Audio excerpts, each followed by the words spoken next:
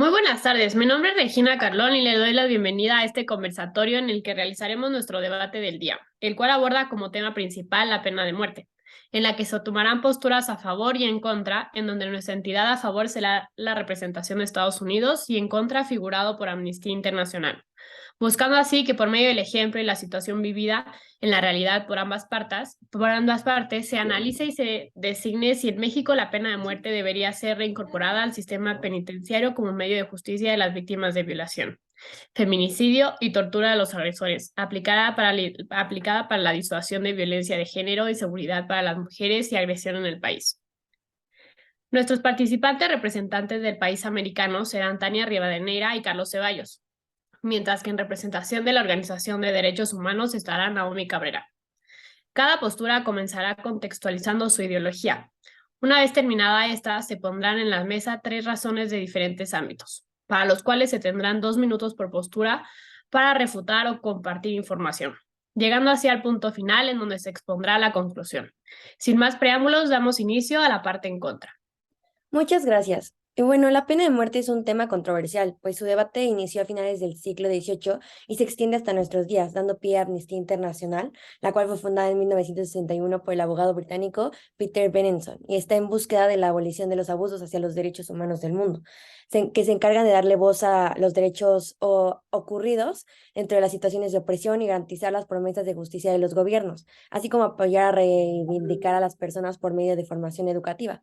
Amnistía Internacional lleva más de 40 años haciendo campaña en todo el mundo por la abolición de la pena de muerte, pues a lo largo de la historia, desde su incorporación aplicada a la antigüedad y durante la época colonial, se llevaba a cabo a través de prácticas de tortura corporal como azotes, marcas y estigmatizaciones, en las que intervienen situaciones de violación a los derechos humanos, como privación a la vida e injusticias que se han suscitado en las que se culpabiliza a personas inocentes, a las que se les acuña responsabilidades ajenas, poco investigadas y sin los argumentos necesarios para ser juzgados de este modo.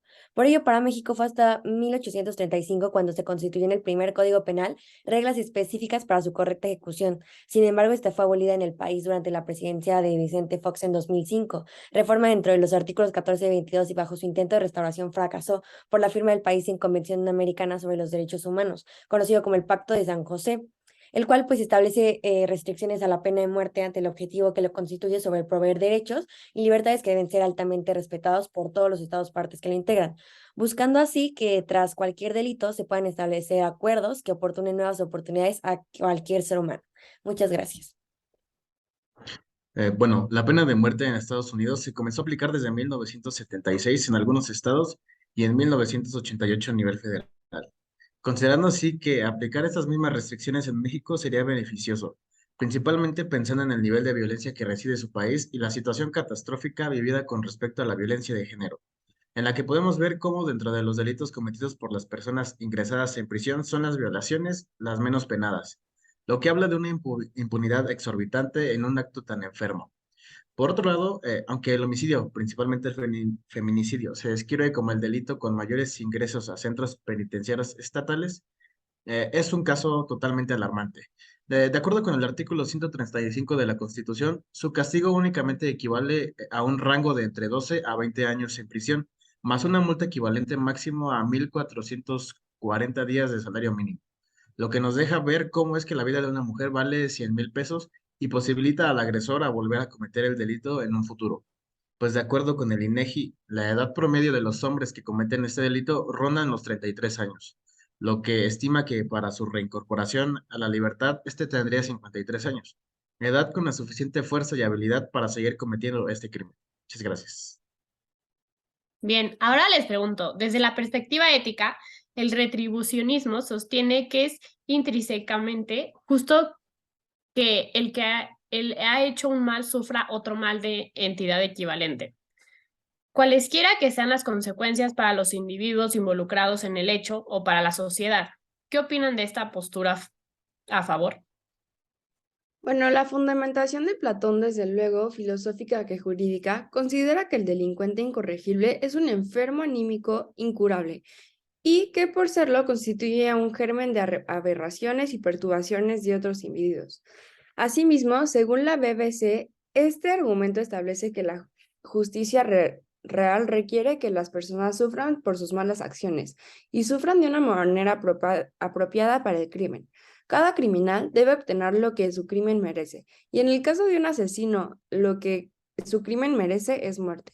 También Louis P. Puchman, PhD, profesor emérito de la filosofía en la Academia Militar de West Point, en un ensayo titulado ¿Por qué la pena de muerte es moralmente permisible?, del libro de Aman Bedasau de 2004 titulado The Writing the Death Penalty, Should America Have Capital Punishment?, dice entre comillas, la gente a menudo confunde la retribución con la vergüenza.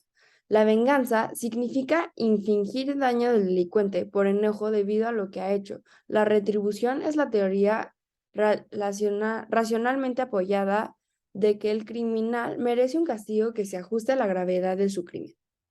Y por último, el retributismo no se basa en el odio hacia el criminal, aunque un sentimiento de venganza puede acompañar el castigo. El retributivismo es la teoría de que el criminal merece ser castigado y en proporción a la gravedad de su crimen, ya que sea la víctima de cualquier otra persona o lo desee o no. Todos podemos arrepentirnos profundamente de tener que llevar a cabo el castigo, pero lo consideramos justificado. Cuando una sociedad no castiga a los criminales de una manera que se cree que es proporcional a la gravedad del delito, surge el peligro de que el público tome la ley en sus propias manos, lo que resulta que en una justicia vigilante, turbas de linchamiento y actos privados de retribución, es probable que el resultado sea un estado anarquista e inseguro de injusticia. Louis P. Puchman. El bien común requiere que el castigo se ajuste al delito, y ya sea un robo de una bicicleta o un asesino de ancha. Como ejercicio de retribución, el castigo sirve para enderezar el equilibrio de la injusticia y de la justicia que se ve perturbado por el delito, siempre que el castigo sea apropiado. Junio 1987, Charles E. Rice. Ahora cedo la palabra a Amnistía Internacional. Bueno, así como el retribucionismo mantiene una postura parecida a la frase ojo por ojo y diente por diente, la cual estatalizarla no es sino un retroceso a la evolución de las sociedades, el que convierte la pena capital en un sistema de venganza a gran escala organizado en forma monopólica por el Estado. Asimismo, estudios demuestran que la pena de muerte genera una banalización del valor de la vida, motivando al ciudadano a hacerse la siguiente pregunta: ¿por qué si el Estado puede matar bajo determinadas circunstancias, yo no puedo hacer lo mismo bajo esas mismas circunstancias? Ello genera, sin lugar a dudas, el aumento de los índices de violencia ya existentes en nuestra sociedad. También desde la perspectiva utilitarista, apoyada por Jeremy Bentham, un filósofo, escritor y jurista británico nacido en 1748 y fallecido en 1932, conocido por ser el padre del utilitarismo moderno, ya que en el siglo XVIII creó dicha doctrina. Este hombre considera que la pena de muerte era una formulación jurídica que, si se aplicaba, debía servir para la reinserción del reo a la sociedad, no solamente para castigar, pues afirmaba que ésta no servía como castigo ni como un acto preventivo, pues aún con ella seguirá existiendo criminalidad al no consolidarse un correctivo que haga que terceros asimilar las consecuencias de sus actos conllevan. Asimismo, John Stuart Mill nació en 1806, reconocido como un teórico del utilitarismo, filósofo, economista y político de nacionalidad británica. Se concentró en desarrollar su influencia en la historia del liberalismo clásico y a su vez estuvo influenciado por Jeremy Bentham. Su perspectiva utilitarista se basa en defender y ver la utilidad como principio básico de la ética, viendo las acciones que son moralmente correctas como las que causan placer y las que no como causantes de dolor, razón por la que en cuanto a la pena de muerte este autor no se encuentra a favor de ella, pues considera lo siguiente en palabras propias: si nuestro error por infligir la muerte nos esforzamos en diseñar algún castigo para el criminal viviente que actúe en la mente humana con una fuerza disuasoria comparable en alguna medida con la de la muerte, nos veremos llevados a sufrimientos menos severos, por cierto en apariencia, y por tanto menos eficaces, pero mucho más crueles en realidad, siendo así que ve dicha práctica como un fracaso al generar poca credibilidad en ella.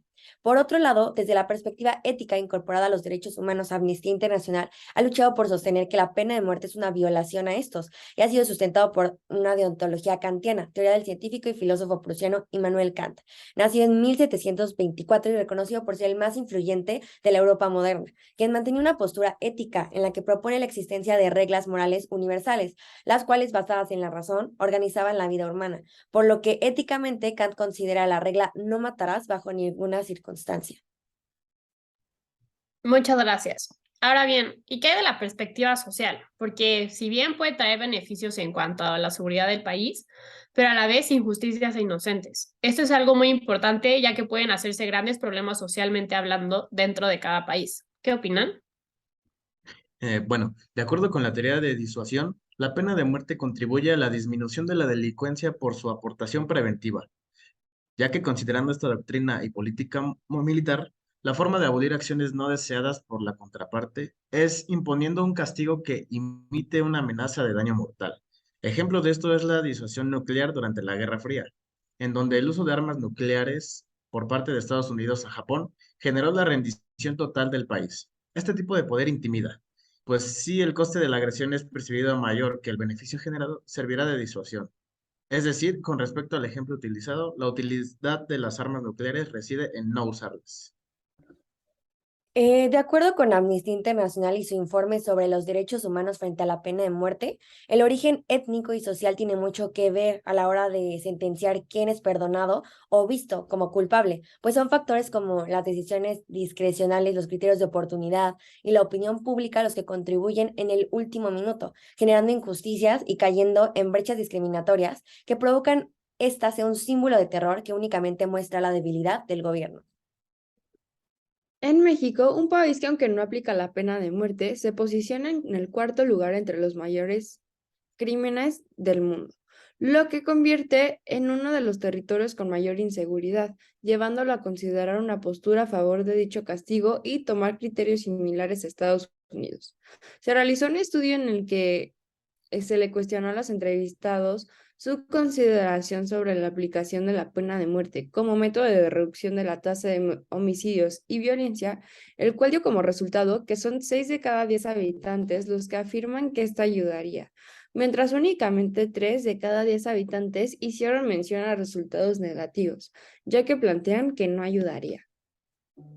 Bueno, dentro de Estados Unidos se han realizado aproximadamente 460 ejecuciones, de lo que va de 1988, año en el que se reincorporó la pena de muerte en el país, hasta el día de hoy, las cuales han tenido lugar en Texas y que representan el 36% de las pérdidas totales dentro del territorio.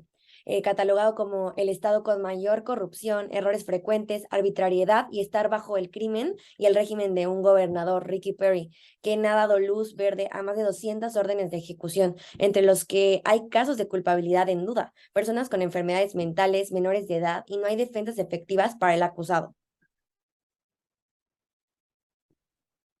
Sabemos que la pena de muerte, además de conflictos sociales, como se mencionó anteriormente, y pudimos escuchar en los argumentos dados, también involucra la parte legal de cada país. ¿Qué nos pueden decir al respecto de la parte legal?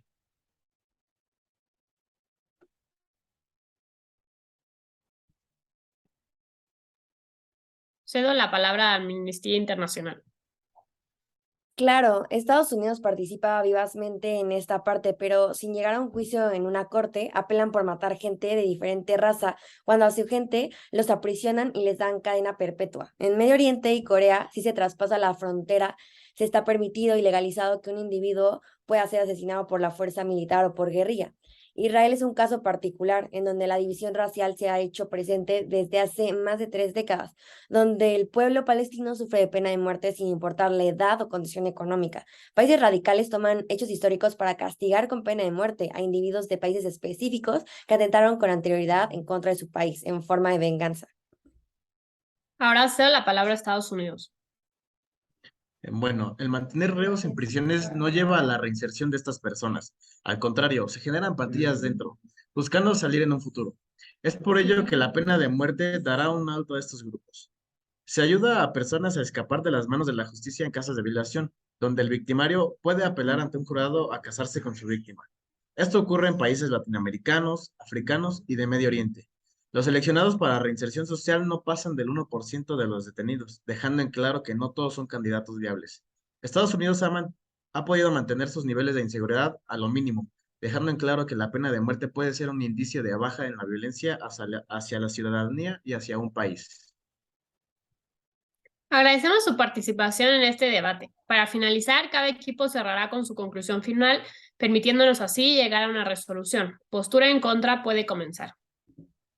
Bueno, pues Podemos concluir que al mencionar a la ética que se fundamenta en los valores morales que guían el comportamiento humano en la sociedad, se debe de tener en cuenta que el comportamiento de las personas se ve influenciado por la forma en la que se crece, es decir, que es relativa a la visión que tiene cada sujeto respecto a lo que se denomina bueno o malo, además de que se necesita de un análisis cognitivo y conductual que determine si los sujetos perciben la realidad como la mayoría de las personas y que no se puede deshumanizar a una persona que lo más probable es que su infancia sufriera de distintos tipos de abuso y que pertenece a una minoría de la población, siendo por más propenso pues a factores estresantes y detonantes, siendo que ellos no fueron tratados y no tuvieron una vida más normal. De igual manera, existen varios tipos de apoyo y tratamiento psicológico que pueden ser altamente efectivos para estas personas, de modo que su pasado no define la persona en la que se convertirá después.